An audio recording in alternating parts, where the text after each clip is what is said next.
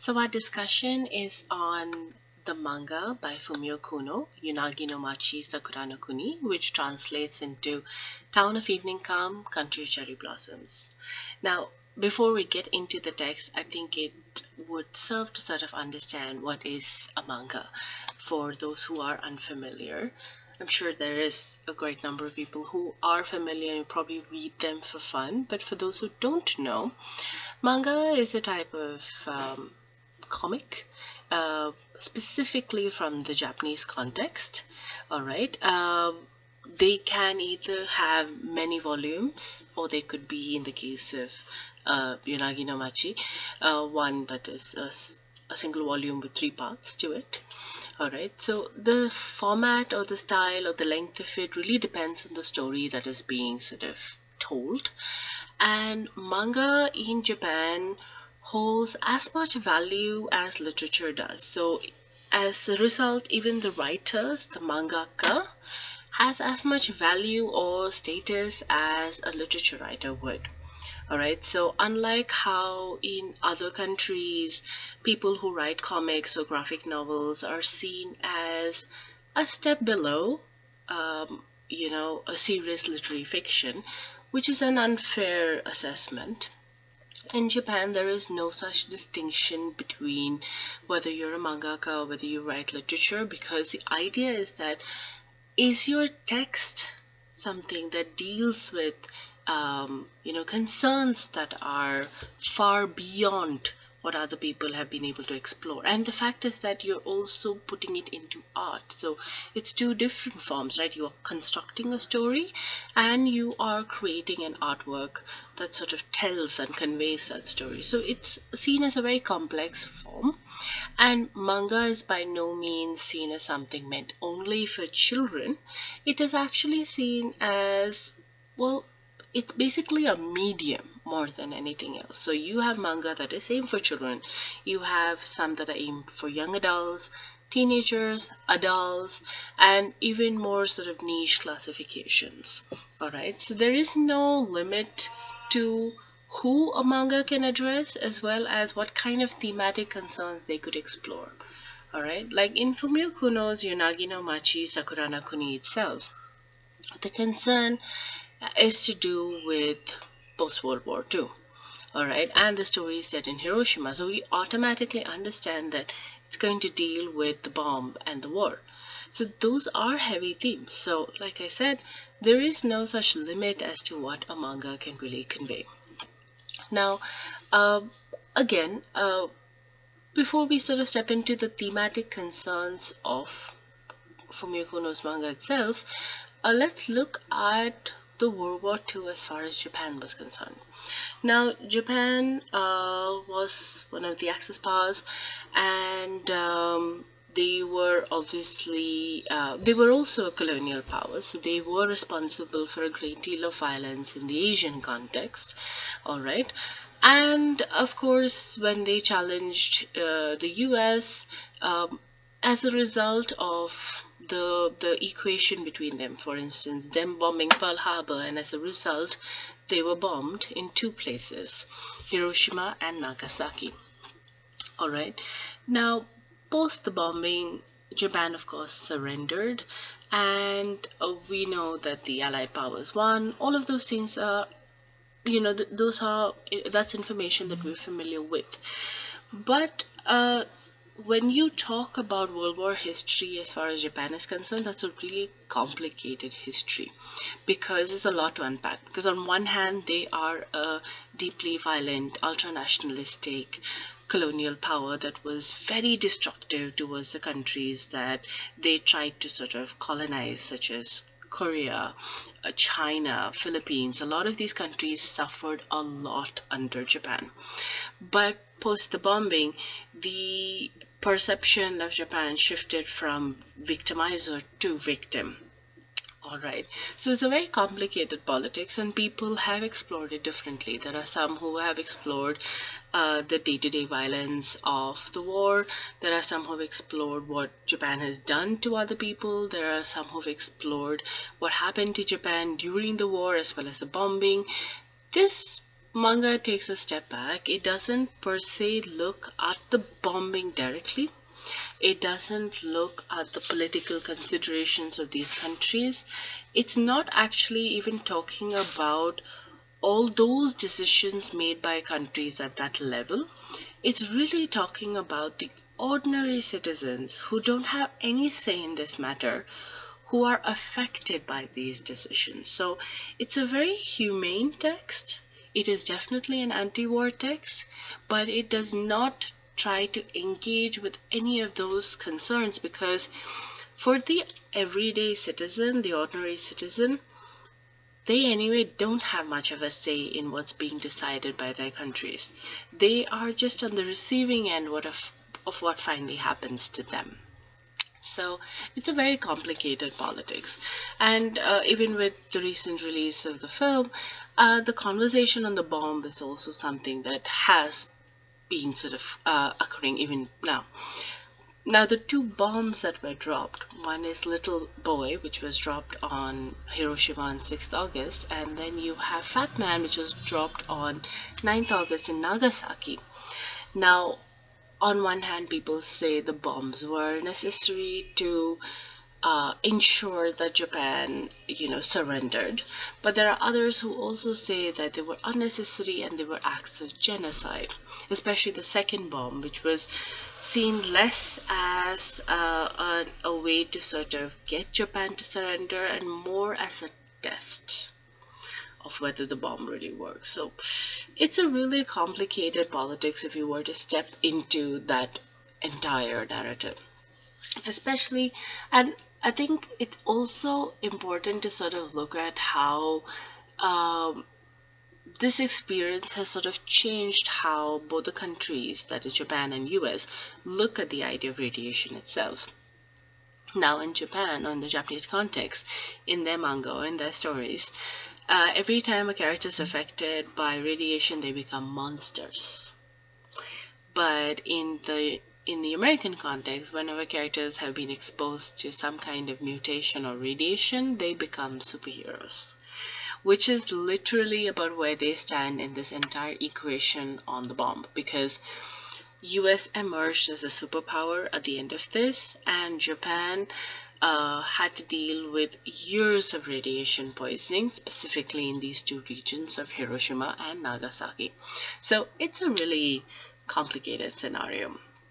But what is very, very interesting about this manga is that it does discuss an anti-war narrative in a very subtle fashion. It is surprisingly not melodramatic, considering how a lot of war-related themes can be. It is very subtle, it's very memory-based, so it actually heavily steps into memory studies, trauma and memory, because it's looking at how memory can be a very slippery kind of thing to hold on to, how memory can be a trap that can sort of pull you into it. So there are many different ways that you could sort of view the text like this. All right.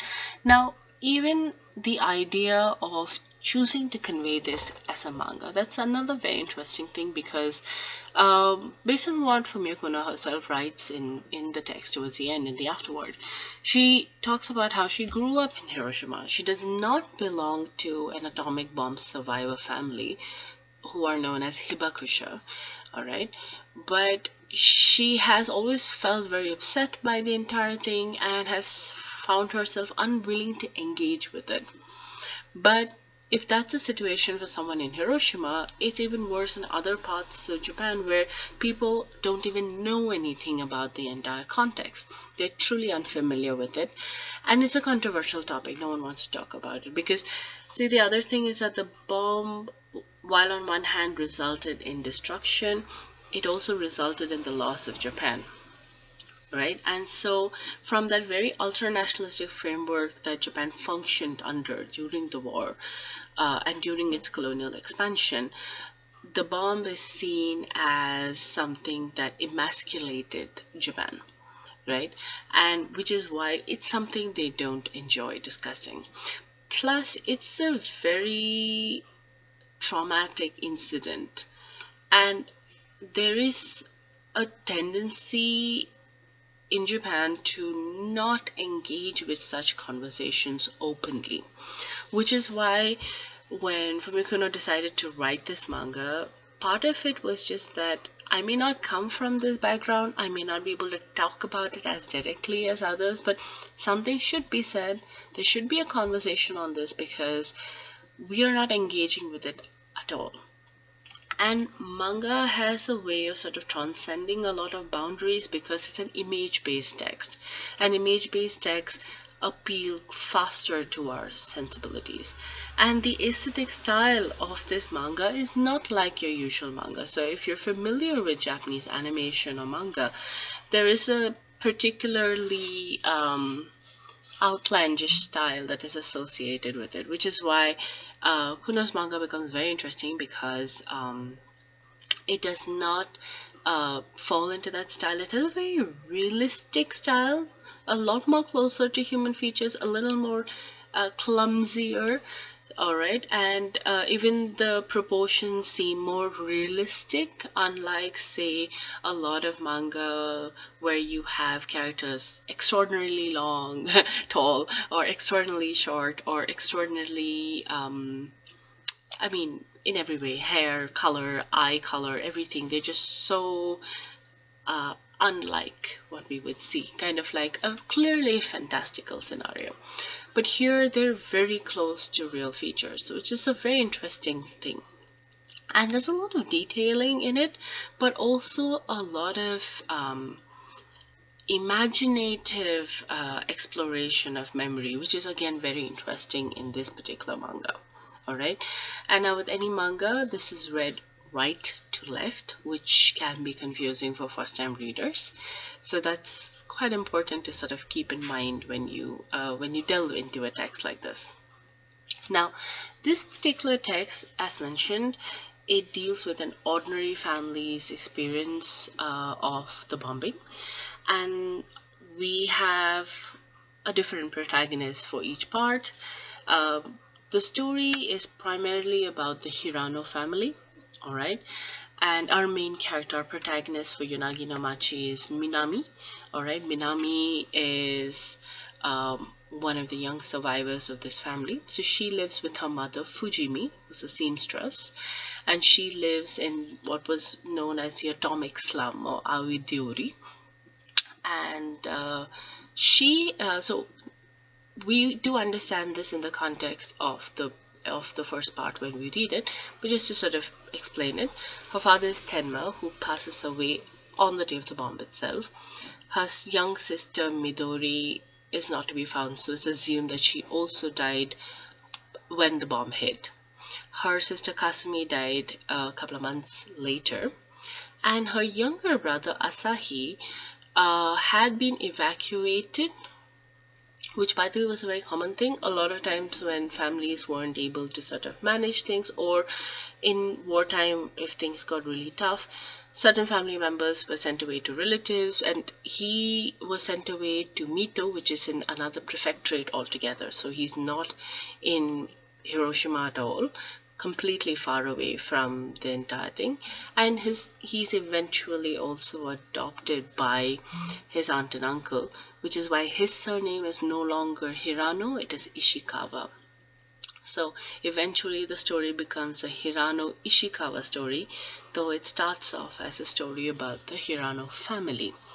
Alright, this is a story about survivor's guilt, making it a pretty complex narrative, as well as a desire to survive as well, despite the trauma and violence that they've experienced. Because ultimately, we all desire to live, despite our many terrible experiences. And the war, for instance, is definitely a terrible experience to go through. So it is an exploration of all of those things, but it is equally an exploration of the what is the word? The kind of violence that permeates war long before the war has concluded. Because Yunagi no Machi, the first part of the manga, is set in 1955, 10 years after the bomb. Sakura no Kuni Part 1 is set in 1987, and the final part, which is Sakura no Kuni Part 2, is set in 2004.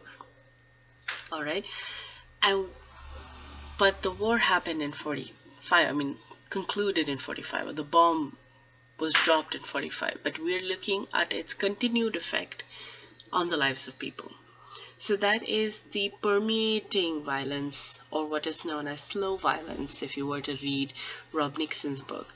The idea that violence is not restricted to the spectacular act of violence that we see, such as, say, a bomb being dropped, but it's this slow permeating violence that continues to affect people's life long after the incident has concluded. Alright, and so that is really the focus of this, as well as how does it, how do people come to terms with trauma and guilt. Alright, so we will step into the manga with our next segment. Thank you.